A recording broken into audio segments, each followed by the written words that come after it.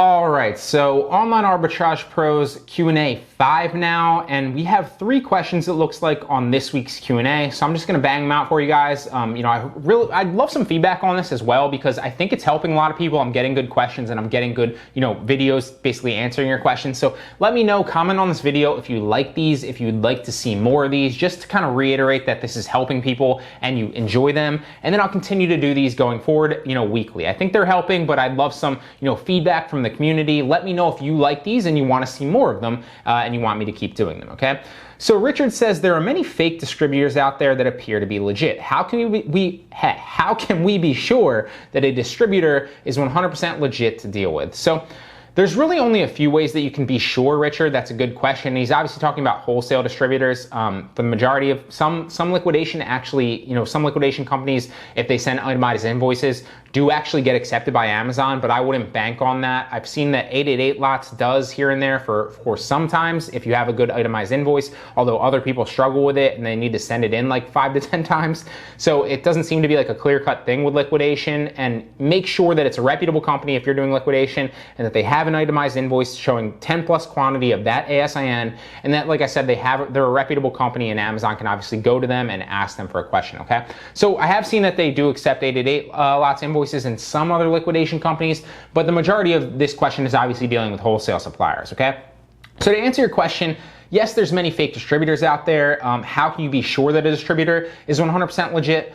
First and foremost, I would go directly to the wholesale module and just look at all of there's like 100 wholesale suppliers that are 100% legit that I've created a list for, that are vetted, that I've either purchased from and used the invoices myself to get ungated, or I know somebody specifically that has and I network with them as well, okay? So all of those suppliers in that list, and I keep it up to date. Currently I don't do it like every single week, but I pretty much go back and I up-to-date it, bi-weekly or every couple weeks. So it's the most up-to-date place that you're gonna find all the wholesale suppliers that I source from and I use, right?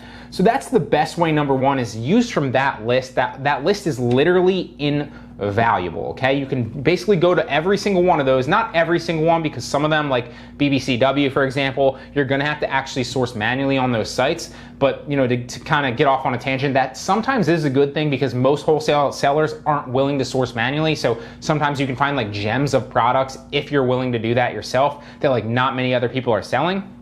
But let's say for 95% of those 100-ish suppliers on that list, and there might be like 120, there might be like 95, I haven't counted them in a long time, but there's a lot there, okay? But let's say like 95% of them, you can basically get a product catalog from, so a full product catalog with all their prices and their products, right?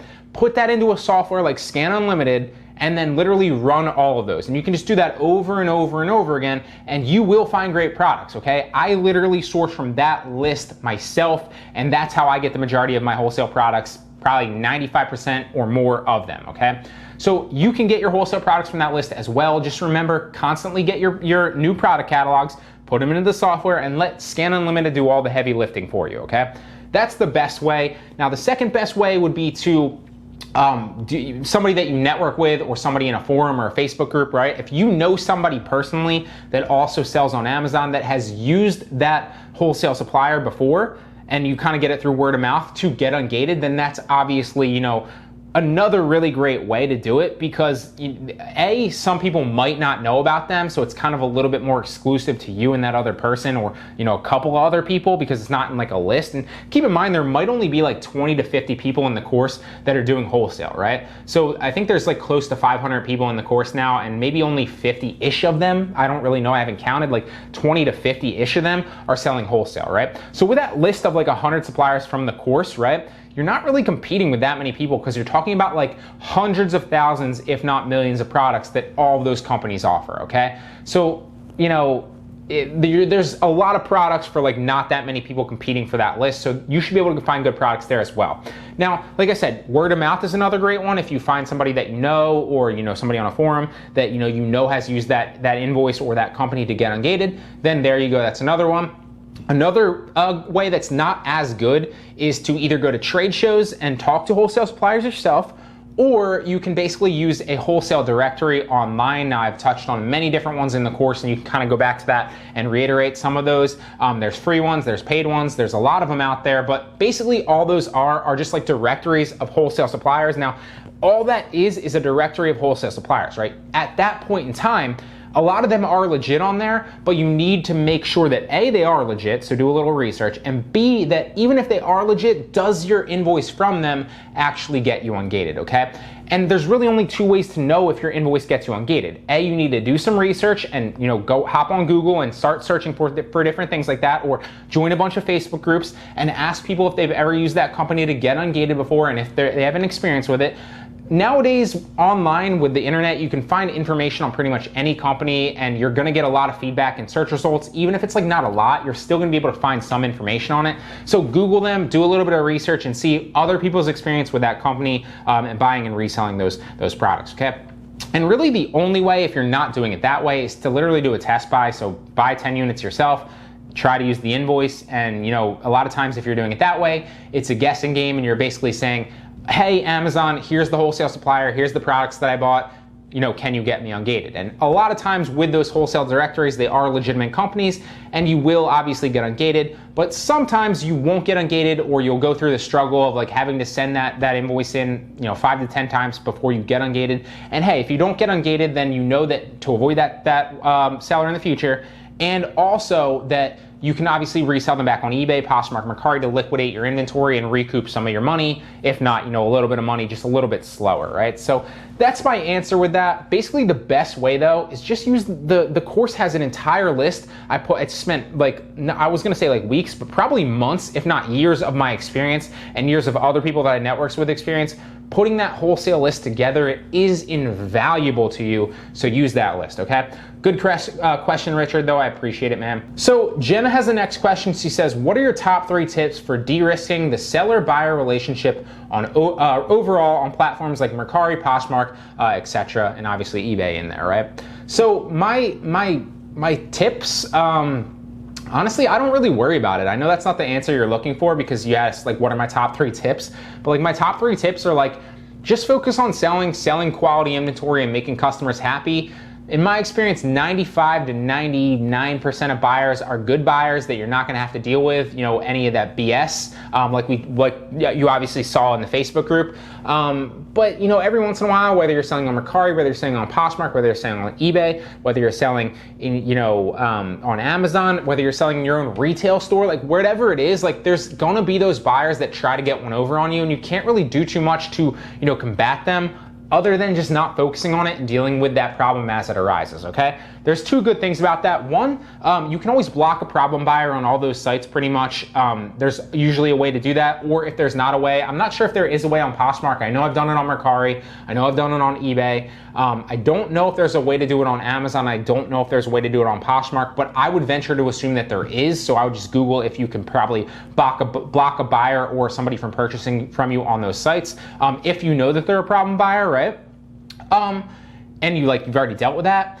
And then honestly, my best advice is just not worry about it. Focus on selling. Like I said, the majority of people aren't gonna be problem buyers, but if that's an issue, then you can either block them or just let the platform know, because I know that you're referencing the one example from Facebook where that buyer tried to or the Facebook group where that buyer basically tried to literally get the item and then ship the empty box back as a return. Like that's obviously a scam, and Mercari refunded usually will refund you back all. What will usually happen is they'll look at both people, right, like the seller and the buyer, and we'll look at the history of this. And this isn't just Mercari too, like all the selling platforms do this. So they'll look at the buyer and the seller and be like, okay, what's their history? Do they have a history of treating customers badly if they're a seller, or treating customers good? Do they have a good history of treating customers? Okay, great. Then that's points to you, right, as the seller. And they'll also look at the buyer and be like, do they have a history of people complaining against them? Do they have a history of scamming? Or are they a good buyer that's purchased hundreds of items and never had a problem, right? And so what will happen, and what happened in that case, is if the buyer has a history of doing bad things or trying to pull one over, then they won't obviously authorize the return. return and you'll get your money anyway. So these platforms are actually there. They're there to help the buyer first and foremost, but they are actually willing to play ball with you as the seller. And Poshmark has been great for me doing that. Mercari's been great for me doing that. Not so with Amazon and eBay, I usually just refund because I don't feel like dealing with the hassle, because it's going to really hurt your metrics a lot more than the other two places. But for Mercari and Poshmark, like you asked specifically, they're really willing to play ball with you as the seller. And most of the time, I would say 9 out of 10 times, I really only think I've dealt with returns, I don't know, maybe 10 to 20 times overall in like the years that I've sold on both of those platforms. But like the majority of those things, what happens is they'll refund both of you, right? They just don't feel like dealing with it, so they'll refund you as a seller if you have proof that you shipped that item and you basically sold what you sold and you listed it properly. And they'll usually refund the buyer as well, and then they'll just kind of use that as like a benchmark and be like, this happened previously, and then like that will be on your account, so the support team will be able to see that in the future, right? So I kind of talked in a circle there. I really hope that answer helps you. My best advice, honestly, my top 3 tips are all combined in one. It's like, don't worry about it, because you can't really control it at the end of the day, and you're going to be spending more energy than is necessary really trying to worry about problem buyers, when you should really probably just be focusing on the people. And I get it, right? Like I totally get it's frustrating and annoying that happens. I'm a seller too. I totally can level with that. But just know that those platforms are there. They're gonna help you. They're willing to play ball with them. If you're selling right, you can usually always prove it. And 99.9% of the time, you're gonna be able to get your money back and get refunded if a buyer tries to get one off on you. And then you can just block that buyer in the future. But good question. I appreciate the question, Jenna. So Julia says, does Mercari and Poshmark hold your money after making a sale like PayPal? So yes, they do. Poshmark holds it for 3 days, I think, or until the buyer, I think it's 3 days, or until the buyer accepts the delivery, and then they release your funds, okay? Mercari holds it for, I think, 3 days as well. I forget the exact policies because I don't ever really pay attention to like the exact time that they pay me out in, but they're both roughly like 3 days. So like if you're shipping it out, chances are your funds will be released like 3 days-ish after that. And I think when the buyer actually receives the item, they have like 2 or 3 days to accept the item and kind of, inspect it and make sure it is what it is. But usually, yes, they hold your money, but then it's released on the app, whether it's Mercari or Poshmark, and then you can basically just transfer it to your bank account directly. So it's very, very easy. Good question. So I appreciate all the questions, guys. Remember, let me know what your thoughts on these are as well. Comment on this video and let me know if you'd like to see more of these, if you think they're helping, or if you don't really pay attention to them, let me know that as well, because I think that they're helping a lot of people, but I'd love to hear some feedback from the actual Facebook community. So with that being said, guys, I'll see you in next week's Q&A. Hope it helped.